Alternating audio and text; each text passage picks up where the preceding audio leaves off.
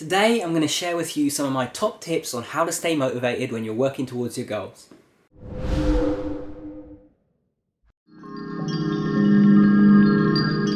Hey guys, welcome back to Tipharot. It's me Matt here, and today I'm talking motivation. So we've all had times where we don't feel motivated enough, and sometimes you wonder, okay, how do I actually get motivation? How do I stay motivated? Well, today I'm going to try and answer that. So I'm going to give you guys 4 really big tips that have helped me stay motivated. Now the first of those tips is to focus on keeping the machine going. What do I mean by the machine? I mean your body. In order to stay motivated, you first have to stay healthy. You have to be sleeping enough, you have to be eating the right amounts. If you're not doing that, then it doesn't matter how many of the other tips you apply, you're not going to stay motivated. Because if you're tired, you're worn out, you're stressed, you're just not going to have it in you to be motivated in the first place. Tip number 2, make things enjoyable for yourself. When you're working towards your goals, consistency is key. So for example, if you have a goal in the gym, you want to build some strength or you want to build some muscle, then you're faced with, say, 2 programs to choose from. And one of those programs is supposed to give you marginally better results, but it just seems like something you wouldn't enjoy. And then there's another program that perhaps gives you ever so slightly less results, but it's something that you would enjoy and be consistent with.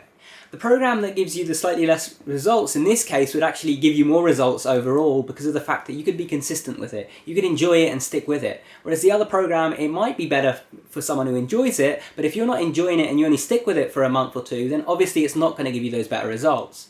So focus on finding ways to enjoy things and to make them fun and to make them a bit, playful, and to actually stick with it and be consistent. Don't go for something that you know that you're just going to ditch after 2 months. So say you're trying to quit smoking, for example. If you know that the approach that you're going to take isn't going to work, you already know because you know it's going to be hard on you and not pleasant at all, then perhaps don't go down that route. Look for a way that you can actually do that and stick to it in a way that's more fun for you and that's less stressful. My third tip is to focus on who you surround yourself with.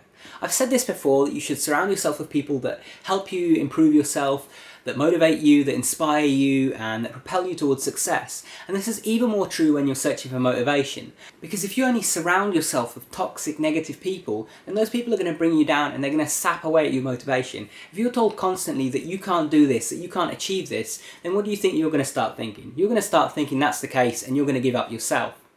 And this goes as well for, say, if you're trying to quit something, you're trying to quit smoking, or you're trying to quit drinking, then you don't want to only surround yourself with people who are still smoking or still drinking, because obviously you're going to be influenced by that, and that is going to make it harder for you to stay away.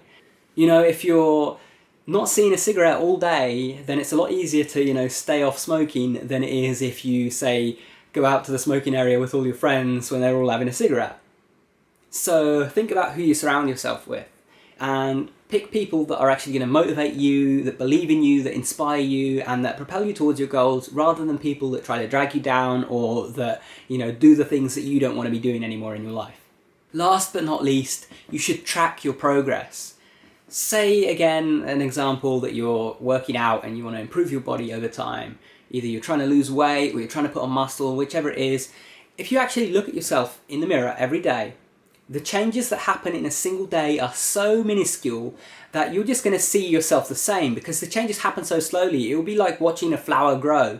Yeah, eventually you're going to see a difference, but barely. You're not going to notice it because you've watched it happen so slowly.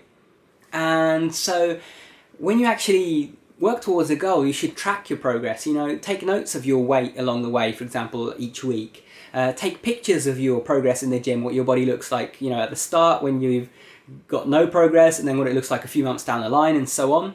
For example, a lot of people, when they start working towards something, they say that yes, they're going to track progress, but they say they're going to track progress later on when they've achieved something.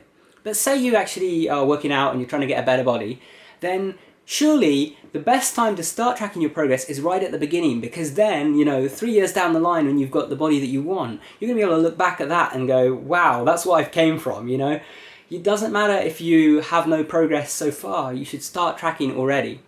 And this goes for everything. I do this with my YouTube channel. I take notes every so often of how many subscribers and views I have and how good I am at certain things like SEO and actually getting my videos discovered. And I look back at that over time. I actually made a video about this where I sent myself a letter to the future, or an email to the future, basically using this site called futureme.org. And basically in that letter I put in all of my stats for the channel back in January. And I told told it to actually arrive in August this year. So when that actually happened in August, I was able to look back at it and see how far I'd come. So apply these tips and hopefully these will get you way more motivated. I hope you guys have enjoyed the video. If you did, remember to subscribe over there because we've got regular videos like this that come out multiple times a week. If you like the video, leave a thumbs up. If you have any comments or questions, leave them down below. And if you want to keep watching, check out the video that's linked on screen. Thanks for watching, guys. Take care.